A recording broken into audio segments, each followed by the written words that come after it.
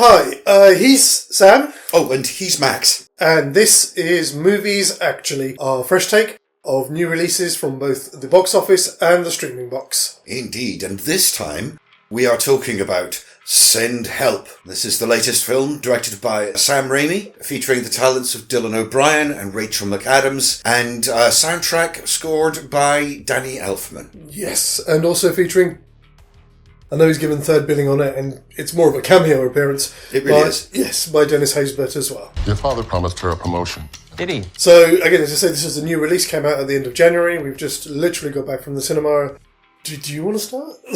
Or do you want me to start? Do you want me to start then? I think you should start. Okay, so I'll start with very brief synopsis. So this is about Linda Liddell, played by Rachel McAdams, who is very much the overlooked, unsung hero of a Fortune 500 company that Dylan O'Brien's character has just inherited after his father passed away. One way or another, Linda gets herself invited on a business trip out to Bangkok to discuss a merger with another company. En route, their plane crashes out of the sky, leaving her and her boss shipwrecked on a deserted island somewhere in the clutch of islands off the coast of Thailand. So, one of the things to say about this straight away is that this is very much a character piece. Yes. It lives and dies on its characters. After the first, 25 minutes? Mm-hmm.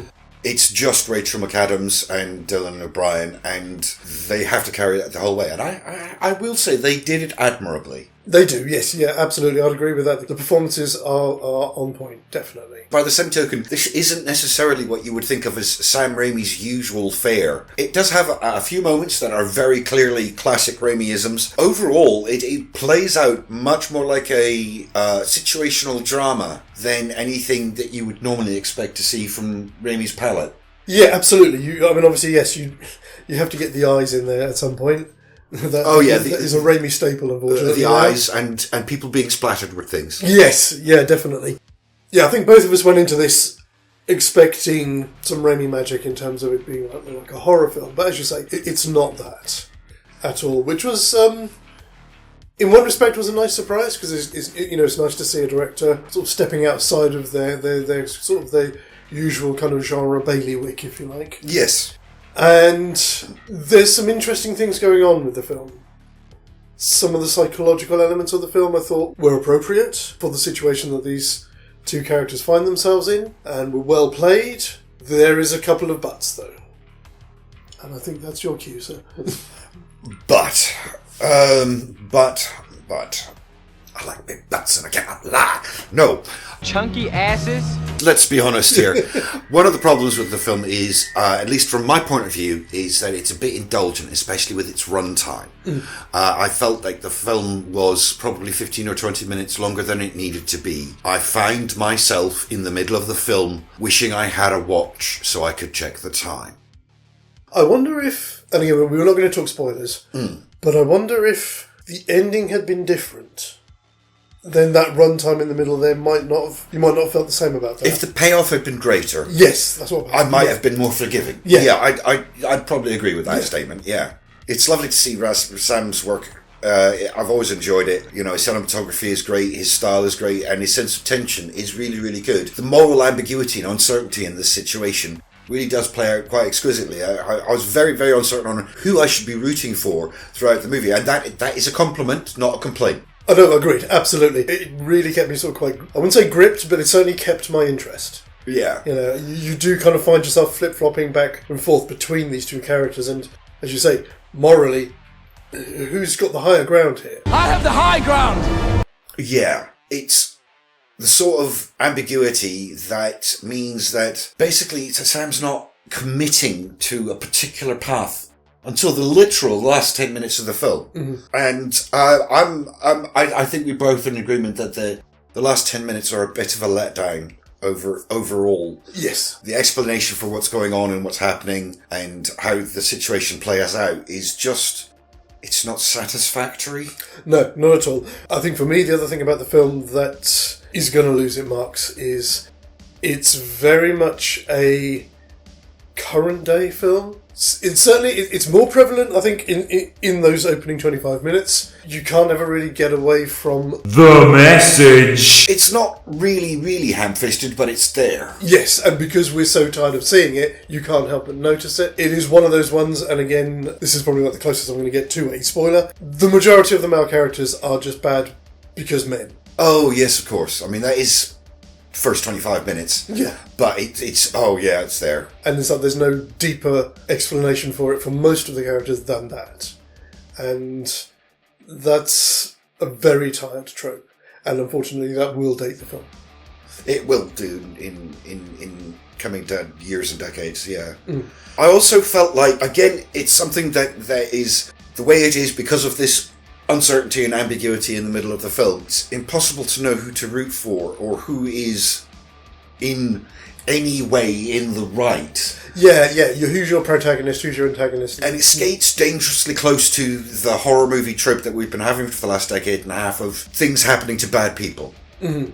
It doesn't go completely there, but it goes really quite close to it. It skates really close to that line. It does, yes.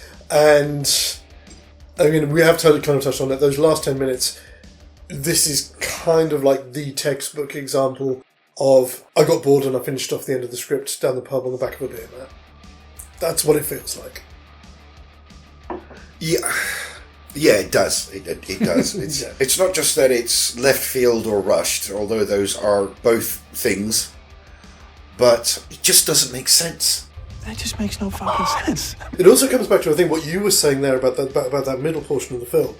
I must admit, I didn't feel that, but now that I think about it more, I think I see what you mean. It's because that ending is so rushed. You're waiting for the movie to get going, almost. That was very much it. And run towards a definite denouement. Yeah. Which just doesn't... It doesn't pick up the pace in the way that you would expect for this type of narrative. And that's very much... No, that's a really good way of describing. I just reached a certain point in the film and I was like, where is this going? Yeah. How long has it got left? You're expecting your end of Act 2 nadir for then the build-up of action, for the writing action into the finale, and it's just not there. It really isn't. And, yeah. Also... this is one of those, I don't know if it's just me, because we do watch so many movies and stuff, but there were several points when I knew exactly what was going to happen. Yeah. Like the meal. Yeah. I knew that was happening. Yeah. I knew 5 minutes before it happened that it was happening. Mm-hmm. Yeah, definitely. I know what you mean. Things are telegraphed in a bit of a clumsy fashion in places. Yeah, there was even a moment when I thought to myself, and that was Chekhov's gun. Yeah. It was. Yeah. Even to the point where there was like little things, there were some interesting visual cues, if you like, and visual telegraphing. Like those that look like orchids up on the cliff. Mm-hmm. The bright sort of orange and yellow ones. They keep drawing attention to it. Yeah. Yeah. Things like that. Well, that's a point. So there's something that doesn't make any sense, but we'll talk about it afterwards because, again, no spoilers. This is going to be kind of probably quite a short one. I mean, I don't really have anything else to say about it. It's not a bad watch. If you can catch it on streaming, catch it on streaming. I wouldn't say that you definitely needed to see it at the cinema. There are a few quite nice scenic shots, but it doesn't dwell on them, which is a shame. Because they had this wonderful location. They did have a wonderful location. This island that they're on is very, very scenic. Yeah. I mean, it seems to be doing okay. I did look it up before we went. And obviously, these figures are, as of today recording, not next Friday or this Friday when it comes out. So made on a budget of 40 million, which isn't too bad for today. Yeah. And in its first 2 weeks, it's taken 56. So made its production budget back. But when you take into account marketing and everything else, at the moment it's still, not broken even. Obviously, we'll see how that goes over the next few weeks. Yeah, things may change. But I think it does fall short of the mark. It did for me, I think. It falls short of what I expect from Sam Raimi. I was intrigued for this movie because I've always loved Sam Raimi ever since I watched the first Evil Dead. 8 of spades. 2 spades. Jack of diamonds. Jack of clubs. I haven't watched every single movie of his. I haven't seen A Simple Plan. You work for the American dream. You don't steal it. But I've seen most of them. And I've always enjoyed them. They've always been gripping, exciting, with interesting and challenging cinematography. And this, for the most part, was not present in this film. No, it was. There were some nice moments. There were a few bits that were quite nicely done. There were a few, yeah, definitely. But it certainly felt quite restrained. Yes. A little too restrained, I think. Yeah. Apparently, I did read before we went, but I didn't spot it. Apparently, if you look in Rachel McAdams' apartment, I think in the beginning of it, where they're doing the panning around and you see all the books on survival and all that kind of thing, there's a picture of her dad, and it's Bruce Campbell. Oh, I missed that. Apparently, it's there. So. All right, okay. I'll have to look out for that at some point. But, I mean, for me, just barely it scrapes a half.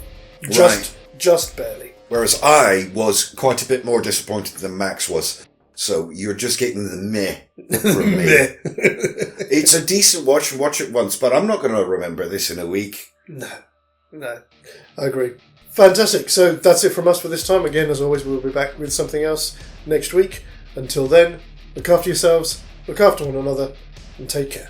As always, guys, TTFN. Oh my.